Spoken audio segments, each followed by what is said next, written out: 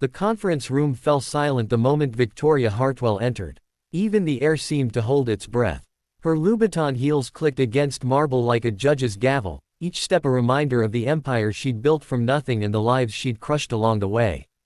At 42, Victoria was worth $300 million, controlled half the commercial real estate in downtown Seattle, and had a reputation that made grown men check their contracts twice before signing. She didn't negotiate, she conquered. But on this particular Tuesday morning, Victoria Hartwell would meet the one person who could make her world stop spinning. The Westlake Community Center was facing demolition. Victoria had purchased the entire block 6 months ago, and today was the final meeting before the bulldozers arrived. The building was old, inefficient, and occupied valuable land where her new luxury condos would generate millions. It was just business. It was always just business. Ms. Hartwell, thank you for coming, stammered Margaret Chen, the center's director, her hands trembling as she clutched a worn folder. Around the conference table sat a handful of community members, their faces a mixture of desperation and defeat. They'd already lost. They knew it. Victoria knew it. Let's make this quick, Victoria said, not bothering to sit. My offer stands. 60 days to vacate, plus the relocation stipend we discussed. Non-negotiable. Please, Ms. Hartwell, Margaret began, her voice cracking. This center serves 300 families. Single mothers, elderly residents, at-risk youth. We run the only free meal program in this neighborhood. The only after-school care within walking distance. These people have nowhere else to go. Victoria's expression didn't change. She'd heard every sob story imaginable. Sympathy was expensive, and she hadn't become successful by letting emotions cloud her judgment.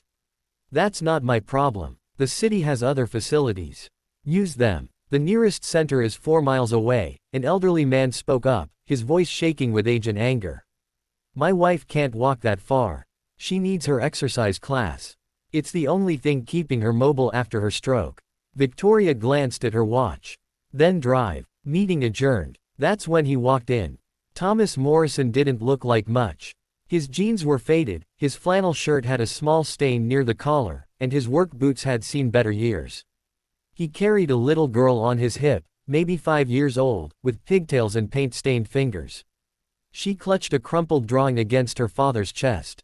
Sorry I'm late, Thomas said quietly, setting his daughter down gently. Couldn't find childcare. Emma, honey, sit right here, okay. Victoria felt her irritation spike. This meeting is over. Security will show you out. I know who you are, Ms. Hartwell, Thomas said, his voice calm but firm. He didn't move toward the door. I'm Thomas Morrison. I'm a carpenter. I work 2 jobs, 60 hours a week, trying to give my daughter a decent life after her mom passed away 3 years ago. Victoria's jaw tightened. I'm sorry for your loss. That doesn't change the situation. Emma comes here every day after kindergarten, Thomas continued, as if she hadn't spoken. Mrs. Chen watches her until I finish work.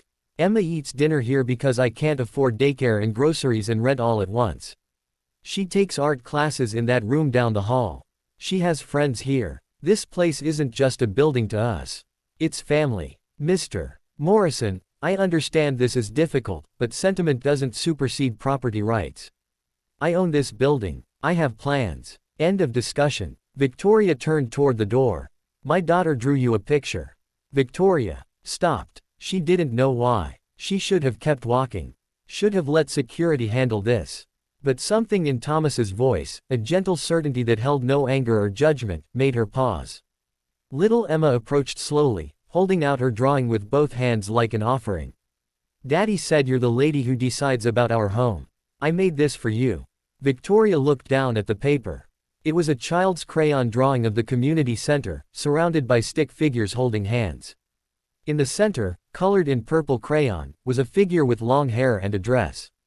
Above it, in careful kindergarten letters, Emma had written, "Thank you for being nice to us." Something cracked in Victoria's chest.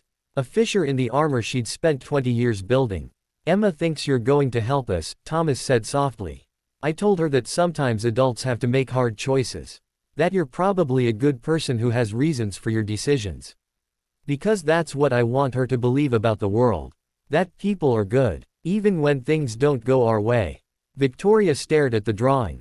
At the purple figure meant to be her, smiling in a child's imagination where she was the hero, not the villain. When was the last time someone had seen her that way?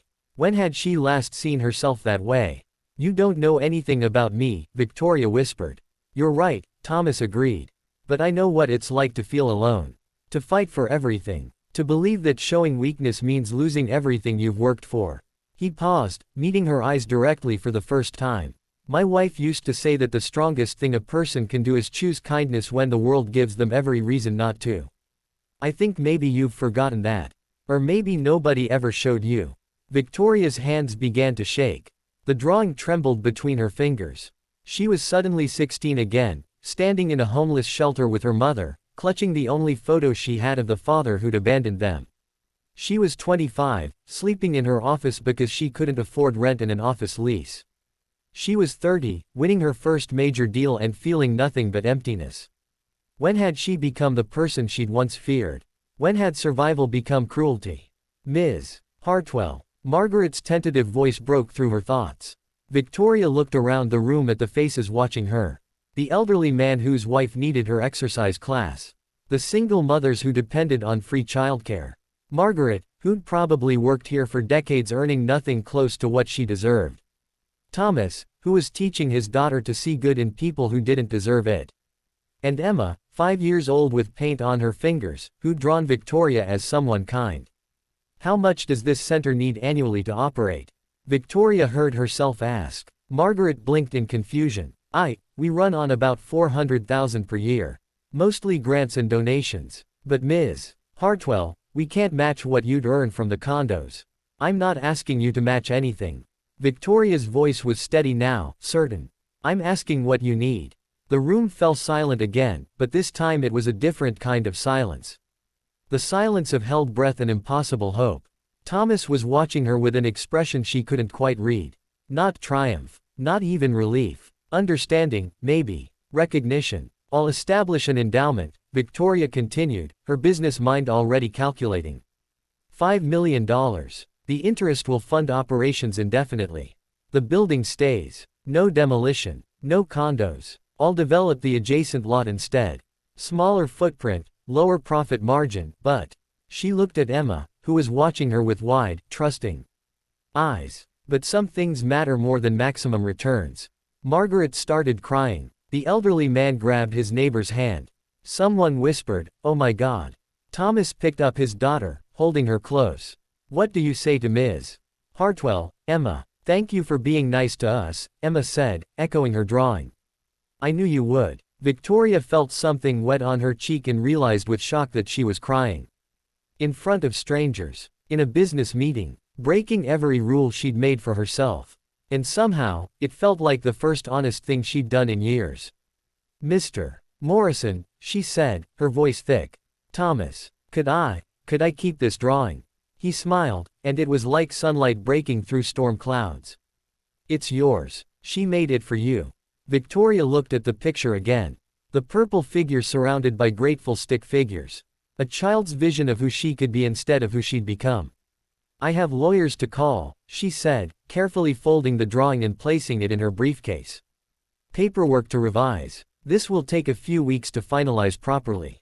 We'll be here, Margaret said through tears. Ms. Hartwell, I don't know what to say. Victoria paused at the door, looking back at the room full of people she'd almost displaced. At Thomas, who'd seen through her armor to the lonely, scared person underneath. At Emma, who'd believed in her before she'd believed in herself. Sometimes, Victoria said quietly, the strongest thing we can do is choose kindness when the world gives us every reason not to. Someone wise apparently said that. Thomas's smile widened. Someone very wise. 3 months later, Victoria attended the community center's autumn festival. She funded a new art room that Emma and her classmates christened with handprint murals. She established a scholarship program for single parents pursuing education. She started showing up on Tuesday evenings, not as a millionaire or a landlord, but as a volunteer, reading stories to children who didn't know her reputation and didn't care about her bank account.